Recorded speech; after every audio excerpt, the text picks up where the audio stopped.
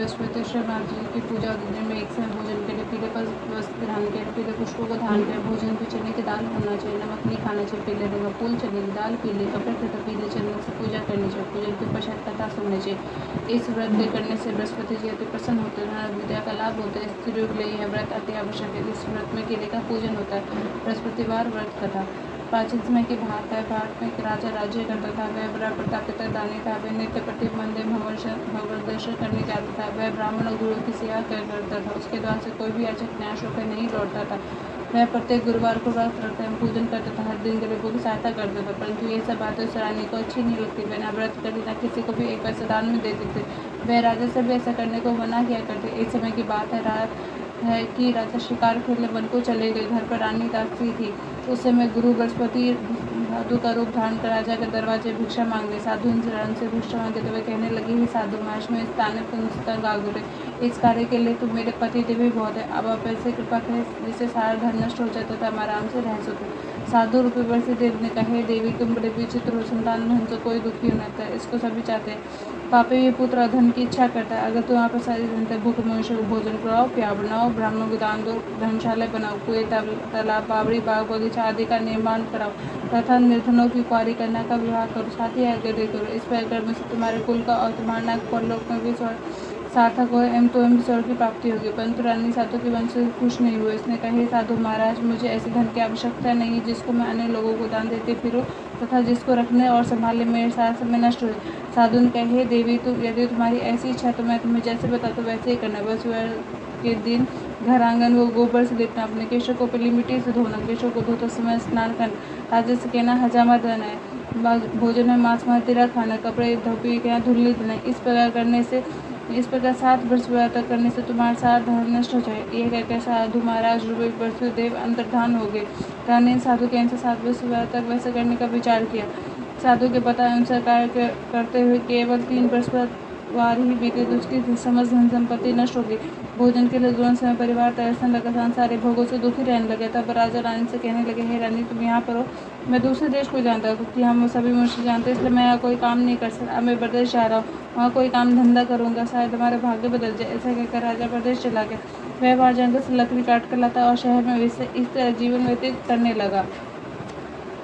इधर राजा के बिना रानी और दासी दोनों दुखी रहने लगे। किसी दिन भोजन मिलता, किसी जल पीकर ही रह जाती। एक समय रानी और दासी को 7 दिन तक बिना भोजन के व्यतीत करना पड़े तो रानी ने अपनी दासी से कहा, हे दासी, यहाँ पास ही नगर में मेरी बहन रहती है, वह बड़ी धनवान है, उसके पास जा, पास से बेचे मांग के लिए कुछ समय के लिए गुजारा हो जाएगा। दासी रानी की बहन के पास गई। रानी की बहन उससे पूजा करती। बृहस्पतिवार का दिन था। दासी ने रानी की बहन से कहा, हे रानी, मुझे आपकी बहन ने भेजा, मुझे पास से बेचर दे दो। दासी ने यह बात अनेकों बार कही, परंतु रानी की बहन ने कोई उत्तर नहीं दिया क्योंकि वह बृहस्पति कथा सुन रही थी। जब दासी को रानी की बहन से कोई उत्तर नहीं मिला तो वह बहुत दुखी हुई। उसे क्रोध भैल। वह लौटकर रानी से बोली, हे रानी, आपकी बहन तो बहुत ही घमंडी है, वो छोटे लोगों से बात भी नहीं करती। मैंने उससे कहा तो उसने कोई उत्तर नहीं दिया, मैं वापस चली। रानी बोली, हे दासी, इसमें उसका कोई दोष नहीं। जब बुरे दिन आता तब कोई सहारा लेता, अच्छे बुरे का पता विपत्ति में लगता, जो ईश्वर की इच्छा होगी वही होगा, यह हमारा भाग्य का दोष है। तो रानी की बहन ने सोचा, मेरी बहन की दासी आई थी, परंतु मैं उससे नहीं बोली। इससे वह बहुत दुखी हुई। अथा कथा सुन भगवान विष्णु का पूजन समाप्त कर अपनी बहन के घर आई और कहने लगी, हे बहन, मैं बृहस्पति का व्रत कर रही थी, तुम्हारी दासी हमारे घर गई थी, परंतु जब तक कथा होती तब तक हम लोग ना ही उठते हैं ना ही बोलते, इसलिए मैं नहीं बोली। कहो दासी क्यों गई थी? रानी बोली, बहन, हमारे घर अनाज नहीं था, वैसे तुमसे कोई बात छिपी रही, इस कारण मैंने दासी को तुम्हारे पास से भेजे रहने के लिए भेजा था। रानी की बहन ने कहा, बहन, देखो, बृहस्पति भगवान सबकी मनोकामना पूर्ण करते। देखो, शायद तुम्हारे घर में अनाज रखा। यह सुनकर दासी घर के अंदर उसे वह घड़ा एक घड़ा बेजर से भरा हुआ मिल गया। उसे बड़ी हैरानी हुई क्योंकि उसने एक बर्तन देख लिया था। उसने बाहर आकर दासी को बताया। दासी अपनी रानी से कहने लगी, हे रानी, देखो, वैसे हमको अन्न नहीं मिलता, हम रोज ही व्रत करते हैं, अगर इनसे व्रत की विधि कथा पूछ ली जाए तो हम भी कर लिया करेंगे।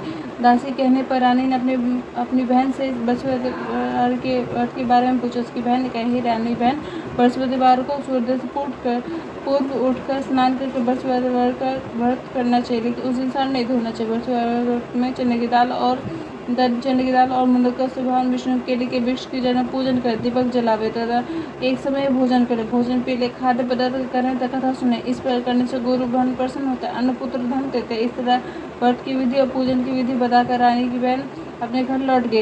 रानी और दासी दोनों निश्चय करे हुए बसु भगवान का पूजन जरूर करे। साथ बंजर बसु उन्होंने व्रत रखा, गुस्सा में जाकर चना गुड़ भी लाए, उसके दाल से केले के जड़ भगवान विष्णु का पूजन कर। अब भोजन कहाँ से लाए, दोनों बड़े दुखी थे, परंतु उन्होंने व्रत कर रहे, इस कारण बसु भगवान प्रसन्न थे। एक साधारण व्यक्ति को 2 थालों में सुंदर पीला भोजन लेकर आया और दासी से देकर बोले, हे दासी, ये भोजन तुम्हारे और रानी के लिए, तुम दोनों करना। दासी भोजन पाकर बड़ी प्रसन्न रानी से बोली, रानी जी भोजन करो। रानी को भोजन करने के बारे में कुछ नहीं पता था, इसलिए दासी से बोले, जा तो ही भोजन कर ले, क्योंकि तू ही हमारी बैठना चुराती है। दासी बोली, है एक व्यक्ति में भोजन देके। रानी कहने लगी, भोजन तेरे लिए दे गया, तो ही भोजन कर। दासी ने कहा, वे व्यक्ति हम दोनों के लिए 2 थालों में भोजन दे गए, इसलिए मैं और आप दोनों साथ साथ भोजन करें। फिर दोनों ने गुरु भगवान का नमस्कार कर भोजन प्रारंभ किया। उसके बाद से प्रत्येक बछुआर को गुरु भगवान का व्रत पूजन करने लगे। बछुआन की कृपा से उनके पास धन हो गए, परंतु रानी फिर से पहले की तरह आलस्य करने लगे। तब दासी बोली, देखो रानी, तुम पहले भी इस तरह आलस्य करते थे, तुम्हें धन रखने में कष्ट होता है, इसका सभी धन नष्ट हो गया। अब गुरु भगवान की कृपा से तुम्हें धन मिला है, तो तुम्हें फिर से आलस्य होता है। बड़ी मुसीबतों के बाद हमने धन पाया, इसलिए हमें दान पुण्य करना चाहिए।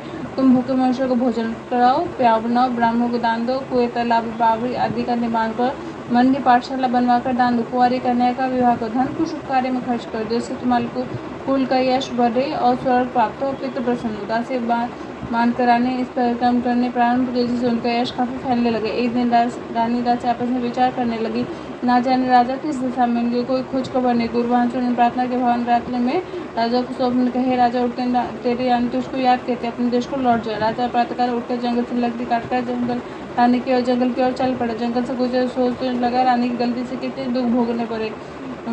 राजपाट छोड़कर उसे जंगल में आकर रहने पर जंगल से लकड़ी काटकर बेचकर गुजारा करना पड़ा। उसी समय जंगल में बरसीधे एक साधारण रूप धारण कर आए और राजा के पास आकर बोले, हे लकड़ा, इस सुनसान जंगल में किस चिंता में बैठो, मुझे बतलाए। यह सुनकर राजा ने नेत्रों में जल भराया और साधने के वंदना कर बोले, हे प्रभु, आप सबको जानने वाले। इतना कहकर राजा ने साधु को संपूर्ण कहानी सुना दी। महात्मा तो स्वभाव से दयालु होते हैं। वह राजा से बोले, राजा, तुम्हारी पत्नी ने बरसुआ के प्रति अपराध किया था, जिसके कारण तुम्हारी यह दशा हुई।